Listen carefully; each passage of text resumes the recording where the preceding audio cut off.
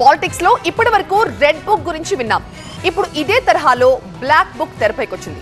ఒకప్పుడు తమను ఇబ్బంది పెట్టిన వారి పేర్లను ఏపీ టీడీపీ నేతలు రెడ్ బుక్ లో రిజిస్టర్ చేస్తే ఇప్పుడు బీఆర్ఎస్ నేతలు బ్లాక్ బుక్ లో అలాంటి వారి పేర్లను నమోదు చేసుకుంటున్నారు.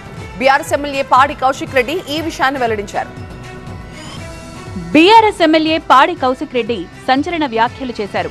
ఎవరైతే ఇష్టారాజ్యంగా వ్యవహరిస్తున్నారో వారి పేర్లను బ్లాక్ బుక్ లో నమోదు చేస్తున్నానని చెప్పారు. అధికారం ఎవరికీ శాశ్వతం కాదని, మళ్లీ తాము అధికారంలోకి వచ్చిన తర్వాత అలాంటి అధికారులకు బ్లాక్ డేస్ ఉంటాయని వార్నింగ్ ఇచ్చారు. అధికారులు రూల్స్ ప్రకారం నడుచుకోవాలని సూచించారు. అందుకు వ్యతిరేకంగా వ్యవహరించే అధికారులు జాగ్రత్తగా ఉండాలన్నారు. నేను అధికారులకు కూడా హెచ్చరిస్తా ఉన్నాను, తస్మాత్ జాగ్రత్తగా ఉండండి. ఇవ్వండి, బ్లాక్ బుక్ రెడీగా చేసిన ఏ అధికారి ఎక్స్ట్రా చేస్తున్నారో ఇలా ఈ బ్లాక్ బుక్లో మీ పేర్లన్నీ ఎంటర్ చేస్తున్నా.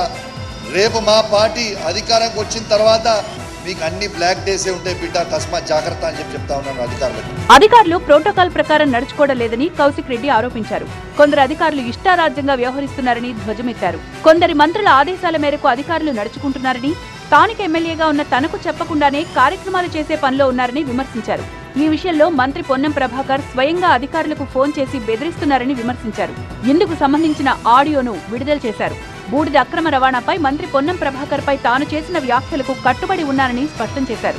ఇప్పుడు మేము మా ప్రోటోకాల్ లేదు, ఎమ్మెల్సీ కాదు, మా కంటెస్టెడ్ క్యాండిడేట్ ప్రణవ్ సార్ ఎమ్మెల్యేకి మా పార్టీ వాడు కాదు, మా అధికార పార్టీ కాదు సార్.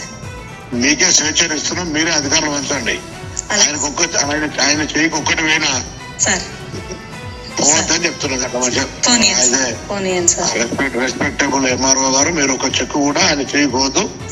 మీరే స్థానిక సర్పంచులు ఆలోచన తీసుకొని పోయి లోకలికి.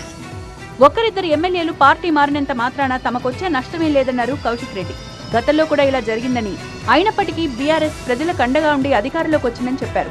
కేసీఆర్ ను మోసం చేస్తున్న ఏ ఒక్కరిని వదిలిపెట్టబోమన్నారు.